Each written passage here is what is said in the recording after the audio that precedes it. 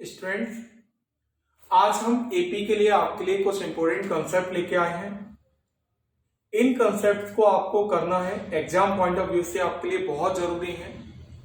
AP arithmetic progression या series एक ऐसा टॉपिक है जो क्लास 11th में भी आता है 10th के साथ, और आगे भी हमें कॉम्पिटिटिव वे में काफी इसका यूज करना पड़ता है। एपी के कुछ बेसिक कंसेप्ट हमारे पास है सर।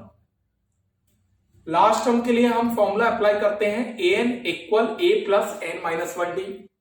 सम के लिए फॉर्मूला अप्लाई करते हैं n upon 2a plus n minus 1d।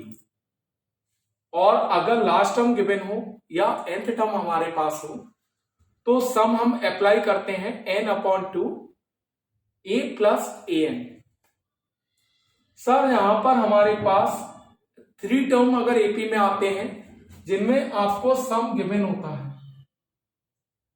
अगर 3 टर्म एपी में आते हैं जिनका सम गिवन होता है तो हम उन टर्म को a माइनस डी, a और a प्लस डी कंसिडर करते हैं।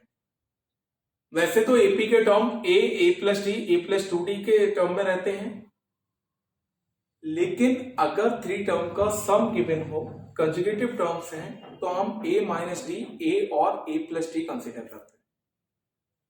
4 टर्म होंगे तो a minus 3d, a minus D, a plus D और a plus 3d।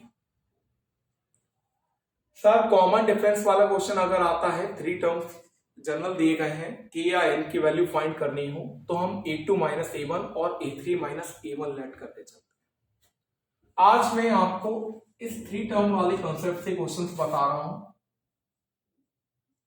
Some of 3 terms, conjugative terms,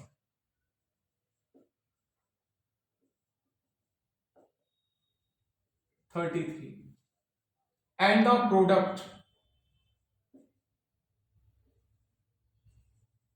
of first and last term exceed second term y29। ऐसे questions आपको देखने के लिए मिलते हैं एग्जाम में कभी कभी। सर अगर हमारे पास 3 टर्म्स का सम दिया गया है, terms are conjugative forms of AP, उनका सम गिवन है और सर हमें एक कंडीशन और दी गई है और एपी फॉर्म करनी है।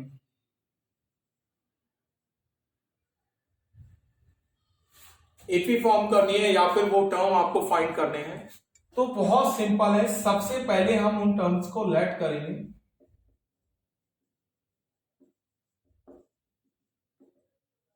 a minus D, a and a plus D. काफी स्टूडेंट क्वेश्चंस करते हैं, राइज करते हैं कि सर हम a plus D, a plus 2d भी तो कंसीडर कर सकते हैं।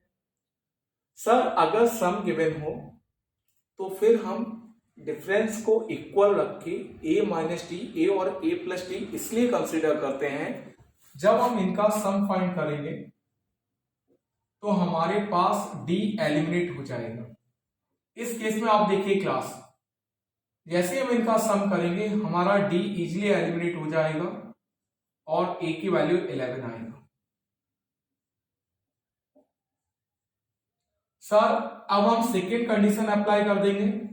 Product of first and the last term, product of first and the last term exceed the second term y29।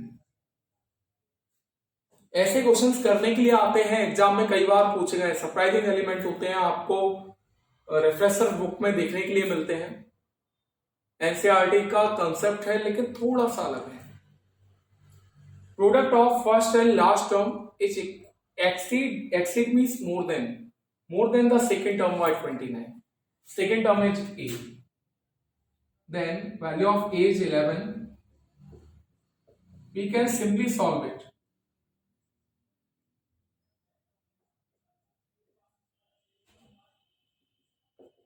a plus b, a minus b, it should be 121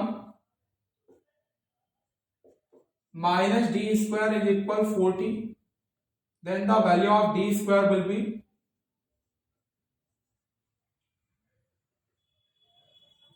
d square should be 81 and d will be ±9। ए और D की value हमारे पास आ गई। अब हमने जो term late किए हैं उनको हम चेक कर सकते हैं। हमारा आंसर क्या आएगा? सर हमारे 3 टर्म्स कौन कौन से आएंगे? 11 - 9, 11 and 11 + 9। सिंपल है करना। 2, 11 and 20। मैं आपको कुछ इंपॉर्टेंट कंसेप्ट बता रहा हूं जो एग्जाम पॉइंट ऑफ व्यू से आपके इस चैप्टर्स के लिए अच्छे हैं। इनको अगर आप करके जाएंगे एनसीईआरटी के साथ तो आपके लिए एपी बहुत सिंपल होगा एग्जाम में। एनसीईआरटी के एग्जांपल्स पे एक्सरसाइज पे फोकस कीजिए, उसके साथ में एक्स्ट्रा कुछ इस तरह के कंसेप्ट उनको सीख के जाइए। 3 या 4 टर्म्स के सम वाला क्वेश्चन आ जाता है। 4 टर्म होते हैं तो हम a - 3d, a - d, a + d और a + 3d यूज करते हैं। 3 टर्म है तो a - d, a और a + d। 3 टर्म से मुझे याद आया, इसी में एक क्वेश्चन और आता है हमारे पास।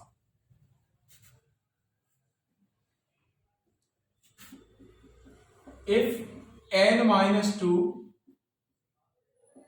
4n - 1 and 5n + 2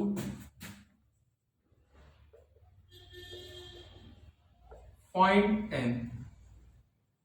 सिंपल सा क्वेश्चन है सर, इसमें तो टर्म ऑलरेडी गिवन है। इसमें तो हमें n के टर्म में ऑलरेडी हमें 3 टर्म्स गिवन है।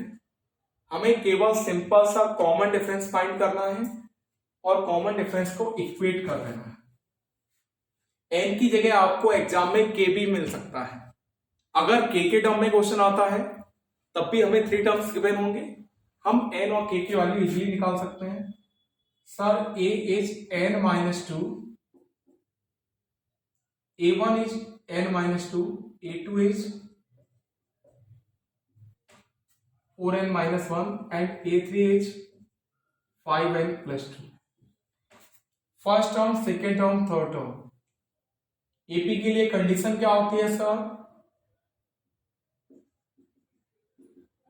Sir common difference a2 - a1 should be equal to a3 simple है सर। अगर हम इस तरह से सॉल्व कर लें तो अब हमें वैल्यू पुट करनी है, ब्रैकेट ओपन करनी है और इजी वे में हमें n का आंसर मिल जाएगा। Sir 4n - 1 - n - 2 and 5n + 2 - 4n - 1। We just open the bracket, change the sign,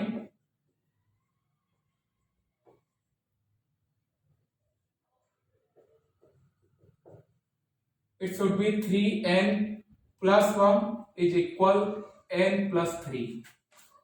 जब आपने एक सिंपल लीनियर इक्वेशन बना ली तब तो हमें n को एलिमिनेट करना सिंपल हो गया सर। n के लिए सॉल्व करना,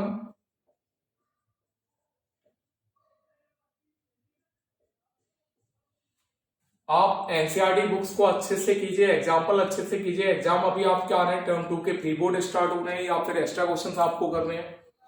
एग्जाम के लिए तैयार करना है या इसका कंसेप्ट आपको अच्छे से रिवाइज करना है, तो फिर इस तरह के क्वेश्चंस आपके बहुत काम आने वाले हैं। कॉम्पिटिटिव में भी एपी और सीक्वेंस सीरीज बहुत पूछा जाता है। सिंपल है क्लास।